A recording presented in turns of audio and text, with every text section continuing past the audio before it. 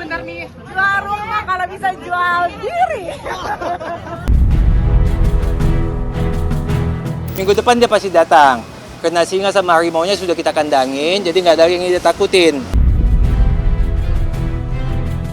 Ya Niki malah lebih siap karena bagi dia ini lebih bagus kalau proses pemeriksaan terhadap para saksi, terutama saksi yang melaporkan dia.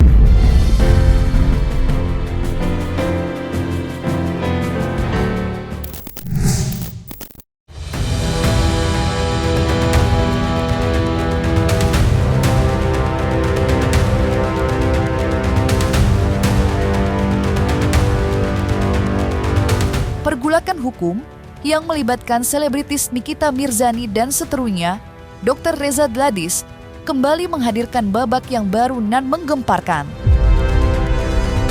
Pasalnya, pada tanggal 17 Juli 2025 kemarin, agenda lanjutan sidang perkara pidana antara Nikita dan Reza kembali digelar di Pengadilan Negeri Jakarta Selatan.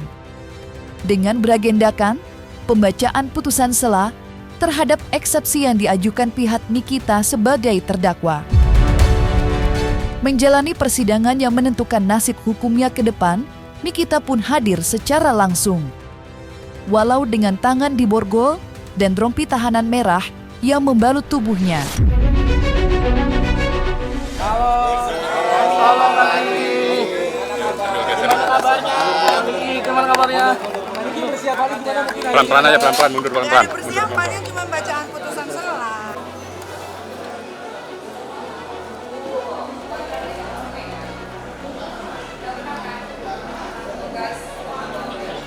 Kasih jalan. Kunci kasih jalan ya.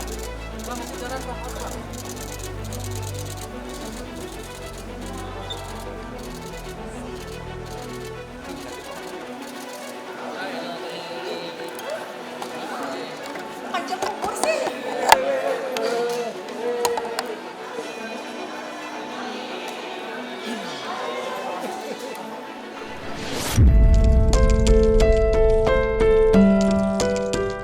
Yang mencolok perhatian, sebelum persidangan dimulai, sempat terjadi satu momen haru yang memancing air mata.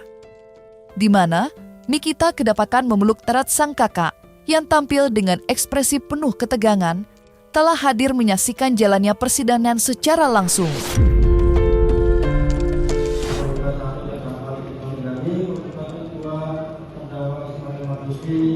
Dan terduga satu Reza Gladys dan kedua-dua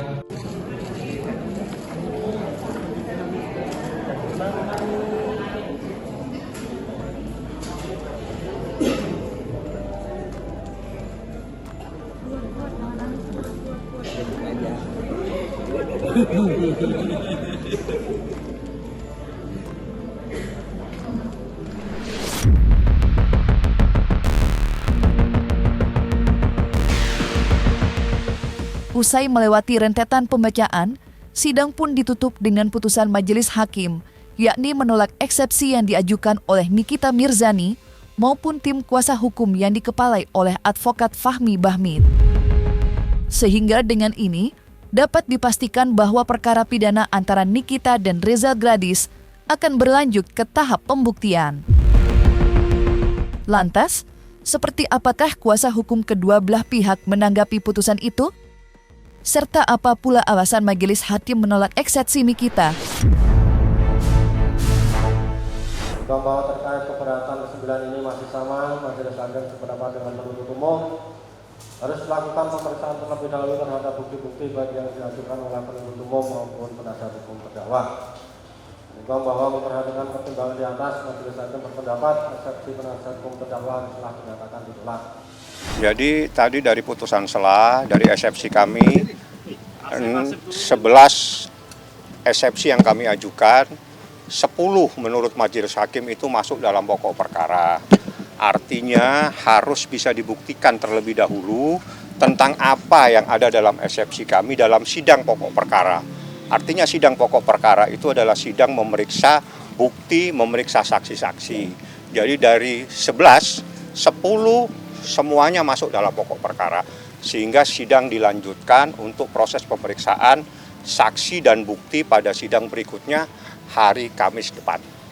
Satu eksepsi kami itu tidak ditolak juga dengan alasan tidak ada kewajiban dari hakim untuk menunda perkara pidananya.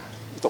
Jadi dari 11, 10 terkait pokok perkara, yang satu eksepsi saya tidak dapat ditolak juga dengan alasan tidak ada kewajiban hakim untuk menunda perkara pidana walaupun ada perkara perdata.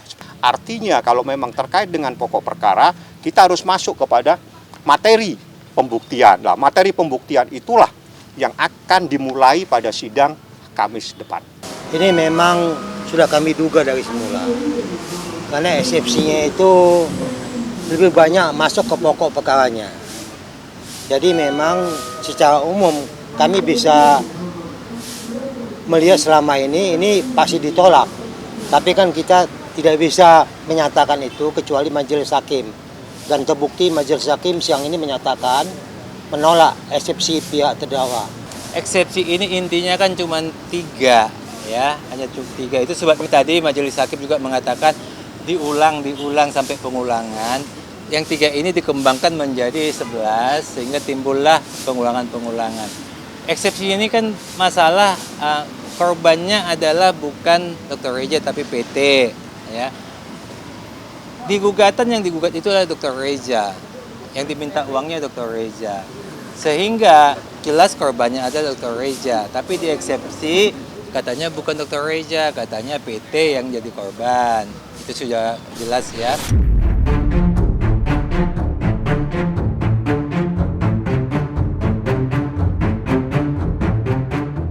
Keputusan majelis hakim untuk menolak eksepsi yang diajukan oleh pihaknya tentu menjadi sebuah pukulan telak bagi Nikita Mirzani. Bagaimana tidak, dengan itu pupus sudah harapan Nikita untuk lepas dari bayang-bayang penjara lebih cepat.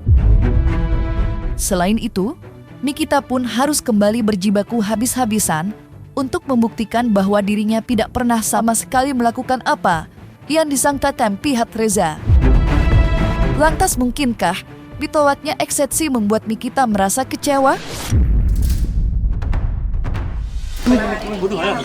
Wah, karena kan memang Yang depan HP. Depan siapa, Man? Wah, ini turun dikit nih.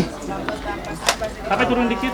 tapi nggak apa-apa. Minggu depan kan sudah mulai masuk pokok perkara yang akan datang nanti para saksi-saksi dari jaksa dan saksi juga dari Niki. Pokoknya aku mau ngucapin terima kasih untuk ibu jaksa, Bapak juga, Niki juga udah ngikutin semua proses dengan baik. Kiri dikit, LCD gua. Karena kita kasihan memang lihat terdakwa ini, bagaimanapun kita selaku manusia yang punya rasa kasih, tetap merasa kasihan dengan terdakwa ini. Dia punya anak, dia punya tanggung jawab hidup. Bagaimana dia mendidik anak-anaknya nanti kalau dia di dalam tahanan? Karena ini pidana ini bukan main-main. Ini hukumannya sangat-sangat berat. Makanya harapan kami, cobalah supaya terdakwa ini menyesali atas segala yang terjadi dan buka semua. Jangan ada yang ditutupin. Ini bukan persoalan perasaan kecewa, tidak, ini persoalan hukum. Jadi kalau persoalan hukum itu bukan urusan perasaan, tapi urusan penegakan yang harus ditegakkan. Jadi dalam keputusan, dan Anda bisa mendengar 11, 10 masuk pokok perkara dan harus bisa dibuktikan.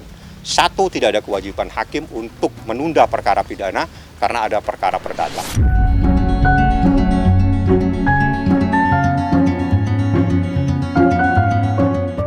Di samping itu, sorotan lain juga tertuju kepada pihak Reza Gladys yang lagi-lagi tidak hadir secara langsung di Pengadilan Negeri Jakarta Selatan.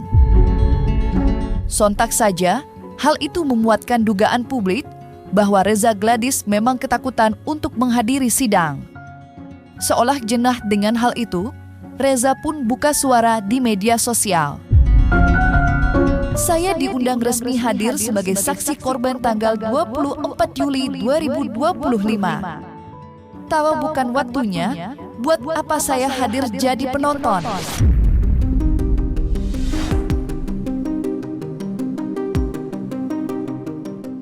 Jadi minggu depan saksi korban itu Dr. Reza akan datang, ya, sebab itu adalah ketentuan undang-undang, dia wajib datang, ya.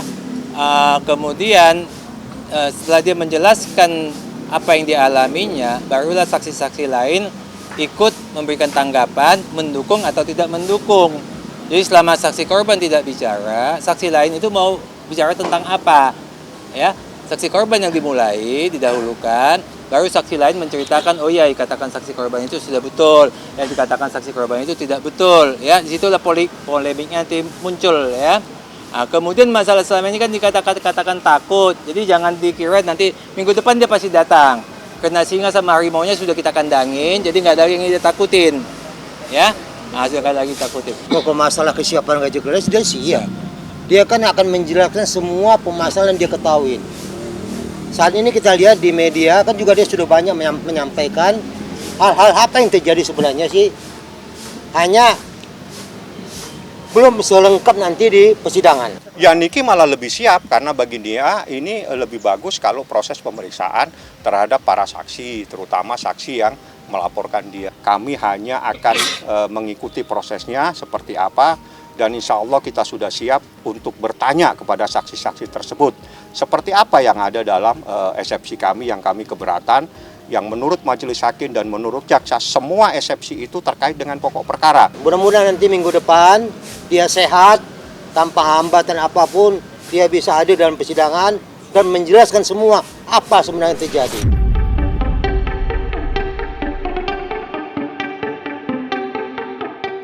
Uniknya, sorotan pun tertuju pula ke arah Fitri Salhuteru. Padahal, ia tidak memiliki keterikatan apa-apa dengan perkara yang sedang berjalan.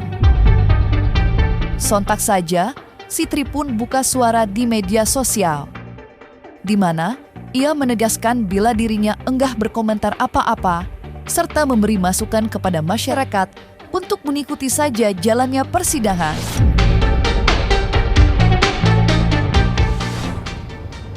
Kalian pada ngasih tahu aku, Kak, sidang lanjut. Aku nggak peduli ya, dan aku juga sudah bisa menebak ini sidang akan tetap bergulir dan lanjut ya.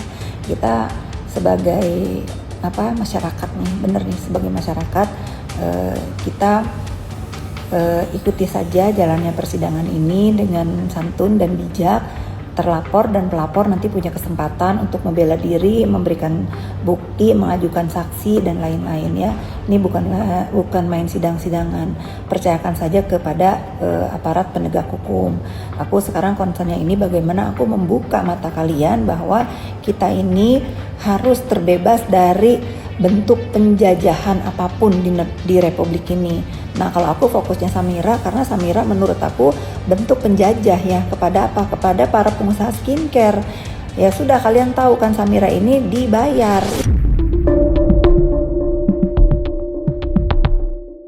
Terlepas dari perkara pidana, Reza dan Nikita sebelumnya juga sedang berperkara di ranah perdata. Seperti diketahui, Nikita sudah melayangkan gugatan Wan Prestasi terhadap Reza. Akan tetapi, belakangan justru muncul manuver mengejutkan dari kisruh tersebut. Mengingat Fahmi Bahmid selaku kuasa hukum Nikita, tiba-tiba saja mengumumkan rencana untuk gugatan itu pada tanggal 21 Juli 2025 mendatang. Lantas, seperti apa pihak Reza menyikapinya? Sia-sia. Kenapa? Kami dari awal sudah bilang ini cuma modus kok. Jadi dia mencoba menghentikan pidananya dengan adanya perdata ini. Untuk gugatan dan prestasi begini, saya bidang hukum itu pencabutan itu tidak melalui media. Ya. Jadi buat kami itu belum sah, pencabutan itu belum sah. Pencabutan itu tidak bisa melalui media. Pencabutan itu harus dilaksanakan di ruang sidang di hadapan majelis hakim. Itu baru sah. Sebelum sampai kepada momen itu, kami tidak percaya begitu saja dengan apa yang dikatakan. Ya, karena Wan Abud ini kan ngomongnya bisa kemana-mana. Jadi kita harus hati-hati juga.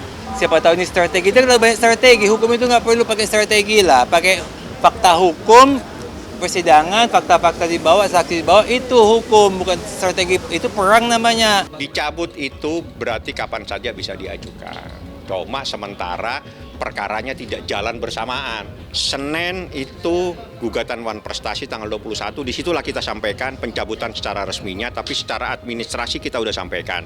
Inilah pertimbangan kami supaya harapan kami menyangkut masalah PH-nya. Cobalah fokus, kami berulang kali menyatakan kepada di depan media, PH ini fokus untuk membela pidana ini.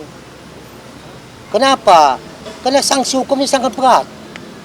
Jangan hanya kena mau membuat strategi, akhirnya strategi jeblok semua. Gugatan dicabut, masalah pengaduan ke Polda juga gak jelas. Termasuk ada 2 pengaduan di Polda itu gak jelas dua-dua. Jadi sia-sia ya apa yang mau dilakukan strateginya. Tidak ada, ini urusan strategis. Yang tahu strategi itu adalah orang yang mengajukan gugatan. Jadi di saat kita mendapatkan 2 pilihan, kan bersamaan nih sidangnya. Ada sidang perdata dan ada sidang pidana. Nah di sini kalau kita dua-duanya kita jalankan, kita khawatir kita tidak bisa konsentrasi di satu hal yang paling penting, itu adalah perkara pidana. Oleh karena itu harus ada yang kita dahulukan. Yang kita dahulukan adalah perkara pidananya. Makanya perkara gugatan Wan Prestasi kita cabut.